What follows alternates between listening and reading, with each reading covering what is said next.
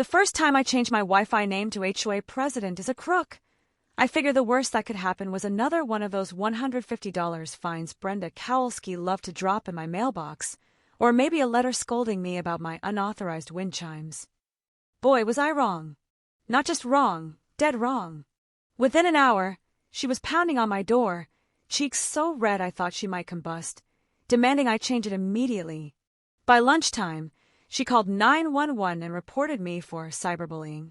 Within a week, she was threatening foreclosure over violations she basically invented out of thin air. That's when it hit me.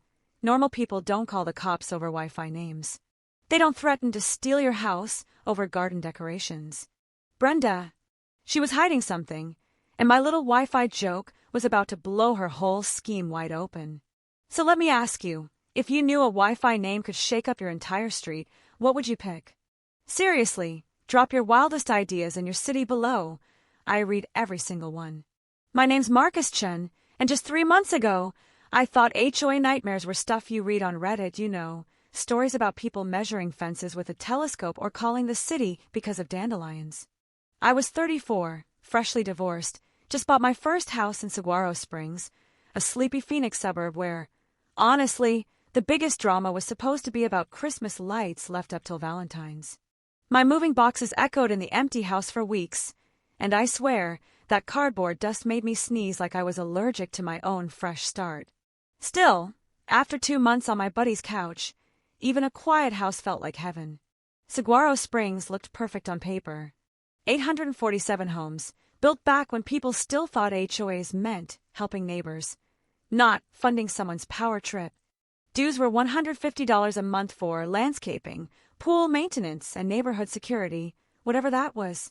Nobody warned me that Brenda ruled this place like a queen, with a ruler, literally, in her purse to check grass heights. She was 60, president 6 years running, drove a white Lexus with a plate that read, hobos, and her lawn looked like astroturf. I heard she timed sprinklers with a stopwatch. Week 3, I got my welcome present, a $75 fine for unauthorized exterior modification. My crime? Wind chimes on my covered patio, barely visible from the street, let alone Mars. It was typed up all official-like, Brenda's signature and a note. Welcome to the neighborhood. We expect all residents to respect our rules. I took them down, paid up. $75 felt easier than declaring war in month 1. Turns out appeasing bullies never works. Month 2, $100 fine for putting my trash can out 30 minutes early. 30 minutes. There was a time-stamped photo, 6:47 a.m., because apparently Brenda patrolled the streets before anyone had coffee. Month 3, excessive noise disturbance for strumming my acoustic guitar indoors at 2 in the afternoon on a Saturday. My big crime against humanity. That's when I started noticing the neighborhood bulletin boards, always Brenda's face, all business suit and fake smile, next to signs reading, "Your HOA team works for you." Funny thing, I'd never met this team. Just Brenda. Always Brenda. But what truly snapped me out of let's just keep the peace mode was Mrs. Rodriguez, my 72-year-old neighbor, sobbing on her lawn with another violation in her trembling hands. $200 for a dead plant. You want to know what the dead plant was? A brown spot, quarter-sized, on an otherwise perfect rose bush. She lived on Social Security, was begging neighbors for advice. Should she just rip her whole garden out? The way her voice cracked. I just don't understand what I did wrong. Man, it made something snap in me. That night, I dove into HOA forums and public records. The pattern was obvious. Brenda issued 40% more fines than any president before her. Meeting attendance plummeted because people were flat-out terrified. This wasn't community standards. This was an insurance agent turned thief, treating us like her private ATM. So yeah, that's when I changed my Wi-Fi name. 3 days after Mrs. Rodriguez's rose bush meltdown, I logged into my router and swapped Chun Home for HOA president is a crook. 2 hours later, my doorbell rang like the house was on fire. Brenda stood there in her battle suit, clutching a manila folder thick enough to choke a horse, perfume so strong I nearly blacked out. "Mr. Chun," she hissed, "we need to discuss your inappropriate Wi-Fi network name." I smiled. Inappropriate how? It's only visible to folks in range, and last I checked, free speech was still a thing. Her left eye started twitching. You're defaming my character, creating a hostile environment. Change it in 24 hours, or there will be consequences. I took a deep breath, looked her dead in the eye, and said, Actually, Brenda, I think I'll keep it as it is. She went pale, then red, then stormed off, muttering about millennials and legal action. That's when I decided, no more rolling over. I started tracking everything. Every fine, every letter, every weird incident, built a spreadsheet, mapped it out. Guess what? Brenda's friends never got fined. Her neighbor kept a boat in the driveway for 3 weeks, not a peep. But Mrs. Martinez got dinged $125 for a hose in her backyard. Brenda's son, Danny, ran a landscaping business. His work truck was parked at her place every Tuesday and Thursday, clear violation, but not a word. I'd been fined $150 for a plumber's van parked at mine for 6 hours. I remembered Arizona law requires HOAs to enforce rules uniformly. Selective enforcement can actually invalidate fines and open up lawsuits. That was my ace. By Thursday, my Wi-Fi rebellion was catching on. 3 neighbors changed their network names to things like, Ask Brenda about double standards, and Where is our money going? Friday, Brenda called an emergency HOA meeting to address harassment against community leadership. She accused me of defamation and cyberbullying, tried to slap a $500 fine on me for bringing the HOA into disrepute. You ever heard of a $500 Wi-Fi name? Me neither. Normally, HOA meetings drew maybe 8 people. This time, 43 showed up, record numbers, and they were pissed. Brenda banged her gavel like Thor, trying to control the room, but then Mrs. Rodriguez stood up, voice trembling but strong. Brenda, maybe if you weren't such a crook, people wouldn't call you one. The whole room erupted. Stories came pouring out about bogus fines, harassment, American flags too wide, sidewalk chalk art getting ticketed. Brenda lost control. She tried to postpone the meeting, stormed out with one last threat. They have no idea what they're messing with. The following Tuesday, I got home from a camping trip to find my driveway empty. Car gone, not stolen, towed. A bright orange notice on my garage. Emergency vehicle removal. Contact Rees, towing for release. Fee: $425. My crime: a temporary registration, which was legal, clearly visible, just waiting for the DMV. But Rees Towing, run by Brenda's brother, had the HOA towing contract with incidents up 340% since Brenda's re-election and rates 30% higher than the old company. So, I canvassed the neighborhood. Story after story. Elderly Mr. Patterson towed for parking, too close to the sidewalk. Young couple's car gone while the wife was in labor. Single moms fined for strollers left outside. It was endless. I started a petition to review Brenda's towing authority. Needed 212 signatures. Figured it'd take weeks. Got 150 in 5 days. People were practically begging to sign.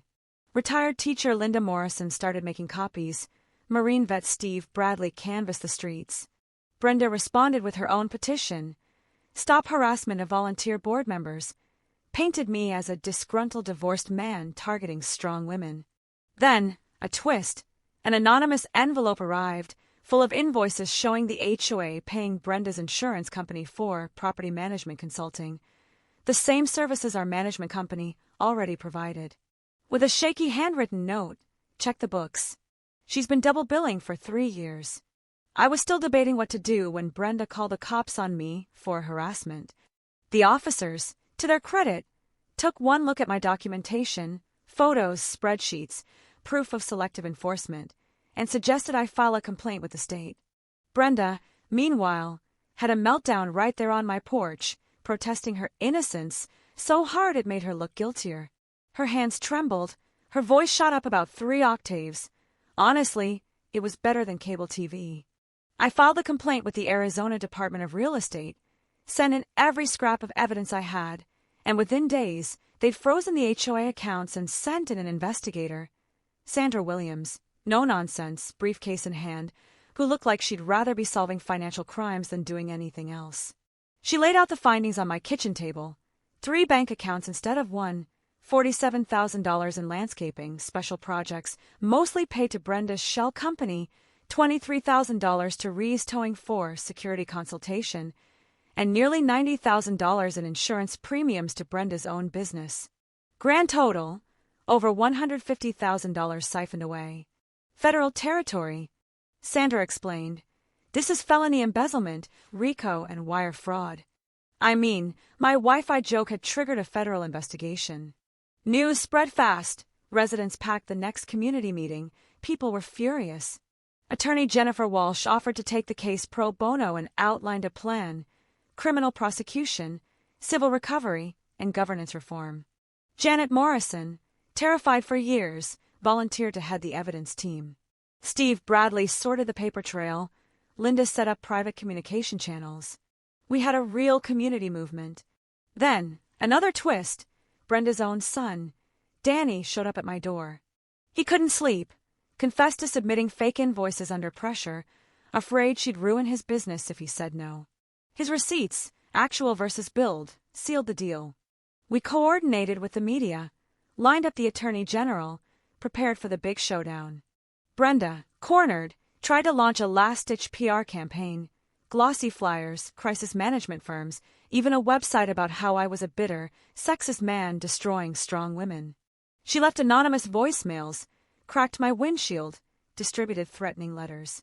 Private investigator Rick Santos showed me a dossier Brenda'd ordered up on me, contacting my ex-wife, my boss, even Mrs.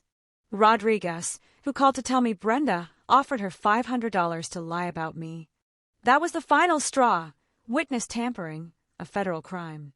The day before our meeting, Brenda filed an emergency restraining order to keep me from attending, citing cyberbullying, surveillance, potential for violence. At the hearing, Judge Martinez took one look at the evidence, then tore her case to pieces. This petition is denied. MS. Kowalski, you'll pay Mr.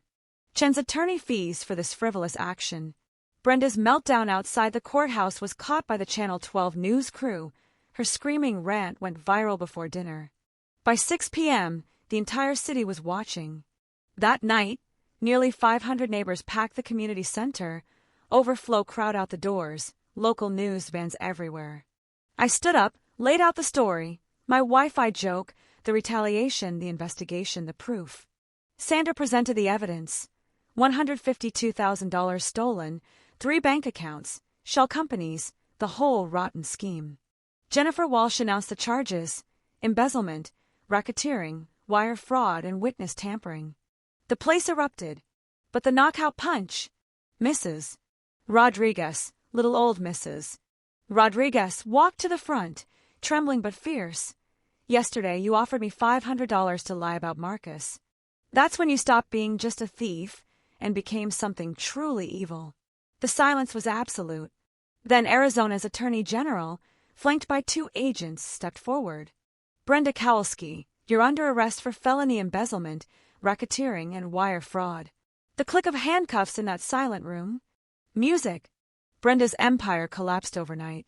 She pled guilty, took an 18-year federal sentence, lost everything: her house, business, and her dignity.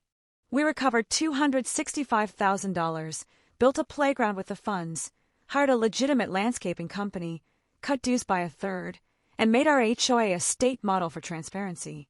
My little Wi-Fi rebellion launched investigations in 23 other HOAs, inspired a new state law, and believe it or not, I'm now a consultant on HOA reform.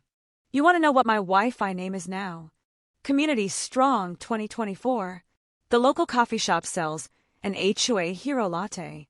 Every night I listen to those same wind chimes, no longer a violation, singing in the desert breeze. They sound just like freedom. So tell me, if a Wi-Fi name could spark a revolution on your street, what would yours be? Drop your dream network below. And if you've got your own HOA horror story, share it. Let's shine a light on these suburban tyrants, because somewhere, another Brenda is out there with a ruler and a grudge, and another Marcus is ready to log in and fight back. The revolution's just getting started.